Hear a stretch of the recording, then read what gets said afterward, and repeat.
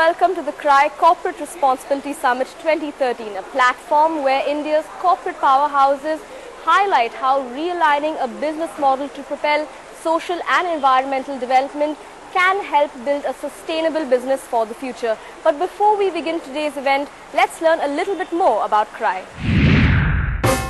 In a country of 400 million children,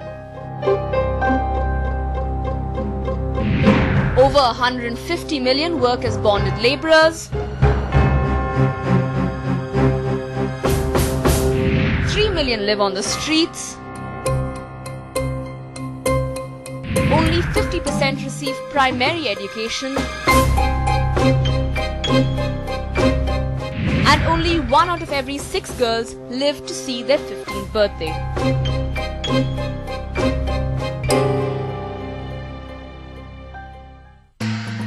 The right to survival, development, protection and participation, the 4 founding pillars of CRY, a non-profit organization that works to include children from all stratas of society, ensuring equal opportunities for them at every stage.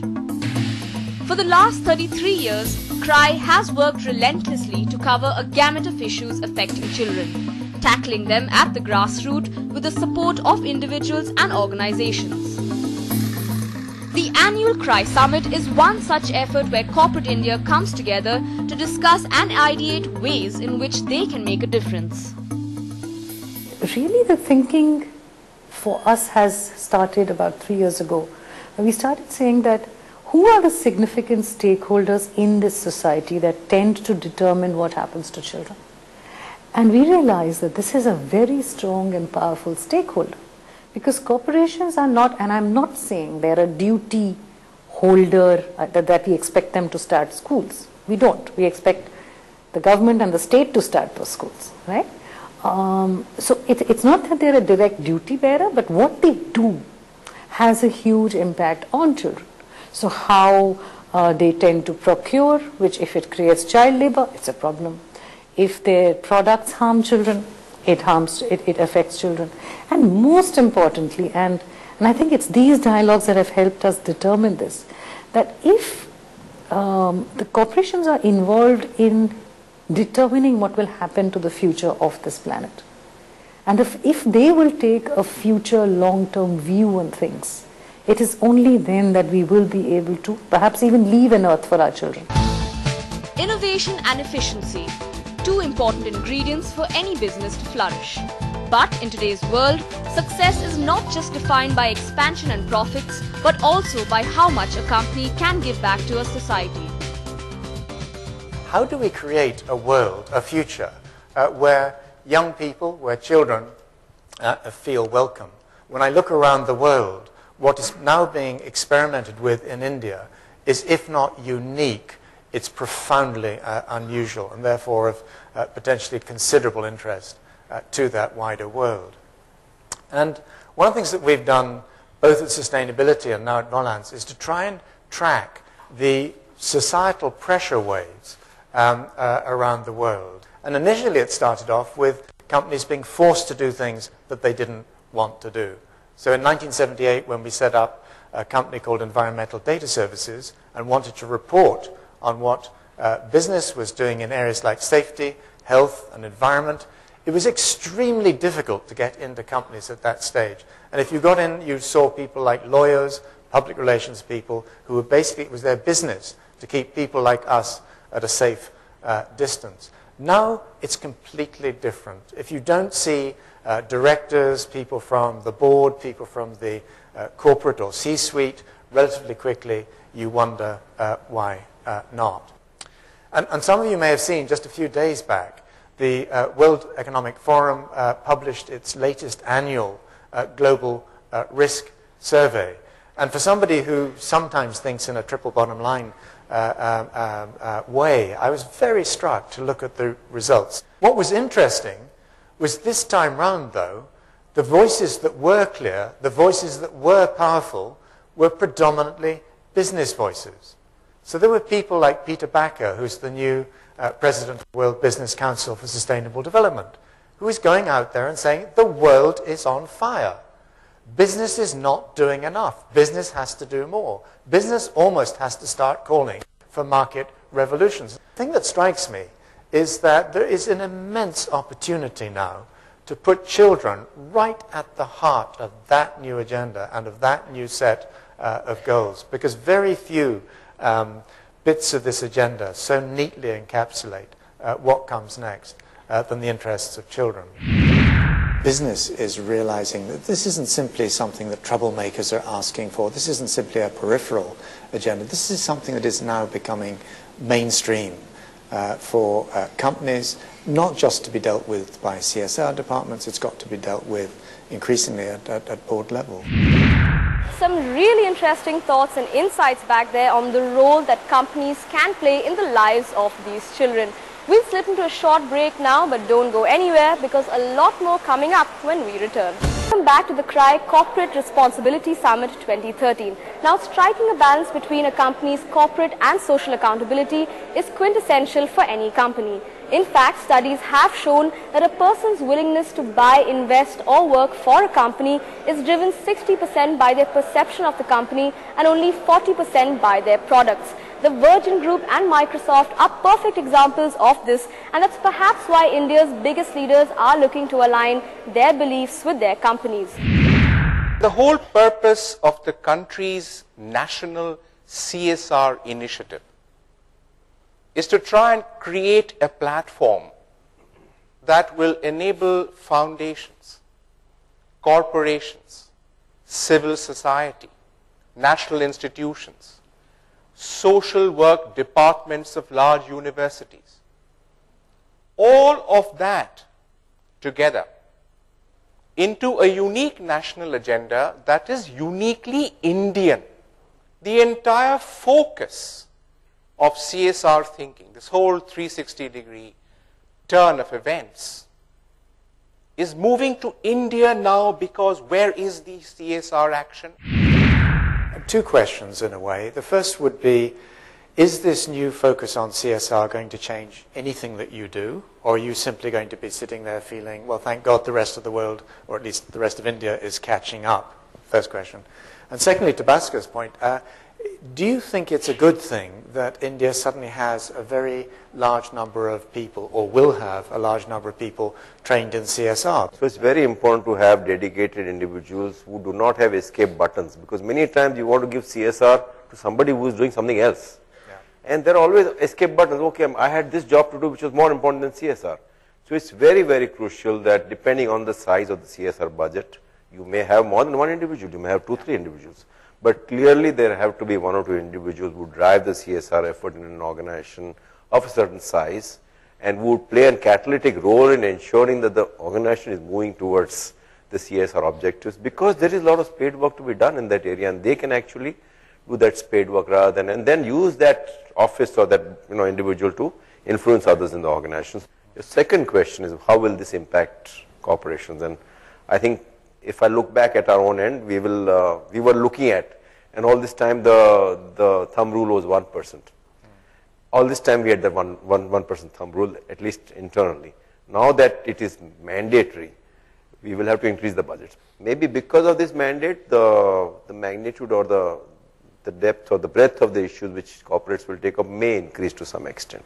Okay. And where does the ultimate responsibility for CSR sit in your business? You'll say with you, but I mean, do you have a CSR person on the board, or how is this handled at the moment? So we have a person, and she happens to be here today, who is our Director for Corporate Affairs, who sits on our leadership team. And I would say CSR is one very, very key part of her deliverables and her responsibilities. Yeah. But again, to go back, I'm not sure she's a CSR expert like me either. Neither of us are. And at one point, it's a bit of the blind leading the blind. All right? So we do have people with accountability, but I think we need to equip them with the right skills and maybe the right people below. Right. And thank you. And Rani, I mean, if you think about the lessons learned over 20 plus years in the media sector and how the talent pool has been developed, what can we learn for India on the CSR front? So I think I just want to add one thing that I think is substantially missing in India, and I think whoever's looking at this legislation will have to almost mandate that, is a parallel ecosystem of bodies that are going to measure impact. Yeah. Nobody in India measures impact. And maybe that's a sweeping statement, but when I say nobody, I almost mean nobody. Actually measures the impact of what we're doing. At the end of a financial year, your balance sheet and your P&L is your measurement of impact, and the auditors certify that, and your shareholders either put a thumbs up or a thumbs down. I don't think that is the case here, and I think we will need to have an ecosystem of measuring impact, which is in itself going to bring about a different level of professionalism and force people, and that in itself will be a training ground. If we can start working backwards at what is our measurement of impact, I think we'll start making our measurement of goals much more easier. By and large, the agreement was that it needs to be driven from the very top, otherwise it doesn't really have much meaning. But importantly, it has to also create a culture of CSR in the organization. If it's just left to the top, it also needs to filter down within the DNA of the organization. Some insightful ideas and suggestions back there on integrating social and corporate development, which only goes to show the criticality of visionary leadership. We'll slip into a short break, but a lot more coming up when we return. Back once again to the CRY Corporate Responsibility Summit 2013. Now, as corporate responsibility gains momentum among brands, two important questions to be addressed are: is CSR solely driven by marketers to attract consumers, and are consumers really turning conscious through these initiatives? Here's what the experts have to say. There is tons of data on the web about what kind of models brand owners follow. Since I am a consultant, I said I must have my own model, and therefore I created 3 models. Vishwamitra model is based on denial of facts. One example of this denial of facts, those of you who are in the field know this, was Tony Hayward of BP. I think when the rest of the experts were telling him that there was 22 kilometers of oil about to catch fire under the sea, he said, no, but my experts say no. The Dhritarashtra model is based on voluntary but flexible acceptance of social. I think majority of the brands follow this. If I'm under pressure, okay, I'll change, otherwise let me carry on. I think in 2004, the Surgeon General in the US said that obesity was a new killer. The moment that happened, Pepsi stocks fell, and now Pepsi and Coke last year said, we are going to join the war on obesity. And there's a last, this is the most interesting model, which is the inviolate commitment. There's no relativity. Either I do it or I don't. And the good news is that as I deal with more and more companies, I find several which actually follows models. So they say, it doesn't matter if my revenues are hurt, I will change my business model. What is your own experience of your consumers, and perhaps in a broader sense, not just your own consumers, in terms of what are they looking for today from the brands that you have, and are they asking the questions of you, whether it's in the realm of the environment, testing, social relevance, etc.? One of the things for us to understand is that the concerns of consumers that we have in this country are very different from what we keep reading about in the West. All of you know about 20% of our consumers live below the poverty line. 2/3 of our consumers live in rural India. Their concerns, their needs are very different from what we keep reading about in the press. So their concerns are much more about health and well-being. Their concerns are much more about livelihoods. Their concerns are much more about scarce natural resources, the fact that water is running out. And it's true in the past, and it's true, even more true today, that consumers are concerned about these things, and they want to see brands which behave responsibly. The other thing I wanted to say is that there's a lot of discussion about CSR and 2% and CSR departments. I think finally what matters is that are our brands forces for good or not? And finally, more than 2% is 100% of our organization behaving in a responsible way. And finally, this becomes sustainable only when this becomes good for our business.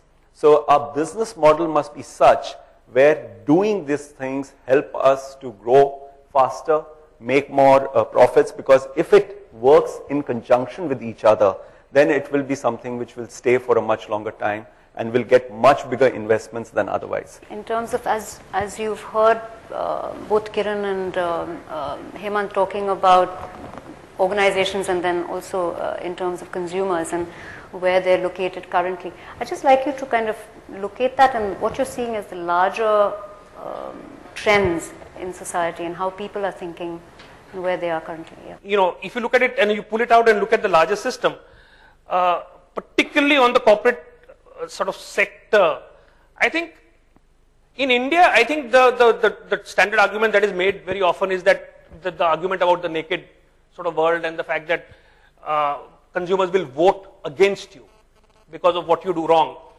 I don't know if we are in that state in India today. I really don't think that's where it's at. I don't think it's fear driven. The need for fear to drive corporations is I think is a sort of an unhappy reflection on corporations. The fact that unless somebody tells me that if you don't do the right thing, consumers won't buy you, therefore I will do the right thing, in fear of the fact that otherwise I will get rejected, reveals a mental model that has been constructed over the last few decades, where somehow business has imagined for itself that it has immunity from society. What we are beginning to see in India, in fact, which is heartening, is the fact that there are corporations that are seeing themselves as citizens. In the same way as citizenry is kind of rising, the corporation too, instead of only seeing itself in terms of what can I do to sort of, as an insurance policy against possible fallouts, actually embed the notion of society in the business.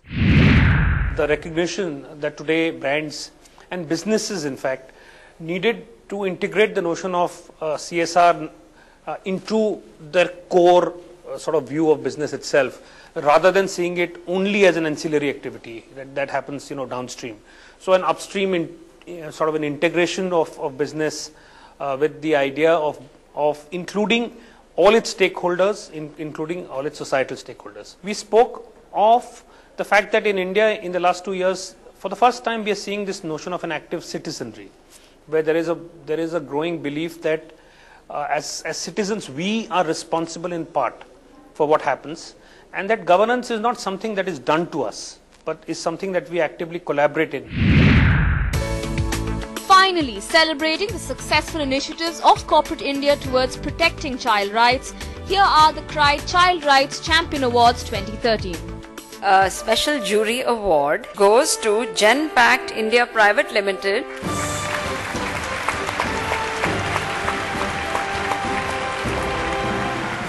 The bronze award goes to Aviva Life Insurance.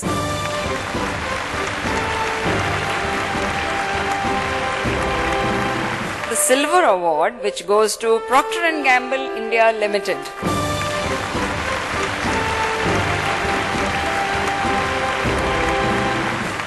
The big one, the golden award goes to Hindustan Petroleum Corporation Limited.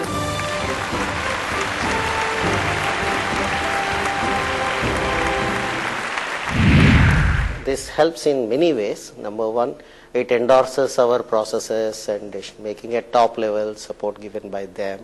And also when I receive this award and when I put in my portal, I can draw the attention of 12,000 employees of HPCL towards the child rights as a focus area and exclusive area for CSR.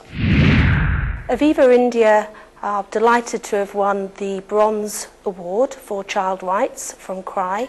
I believe that's in recognition of the work that we have done on our community development programme that goes beyond the normal community development programme and recognises and embeds decision making around child rights into our processes and the work that we do with suppliers, with our employees and with our partners. I believe this award is recognition of our efforts in the former area commonly known as CSR. We are spearheading 2 programs under this umbrella. The first is called Project Shiksha, which till date has enabled the education of 4 lakh children in over 200 schools. The second is a program called Project Parivartan, which really focuses on the adolescent girl and ensuring that she doesn't drop out of school. Well, we've come to the end of our show here today, and we hope you've enjoyed watching the show as much as we've enjoyed bringing it to you. That's all for now though. Goodbye.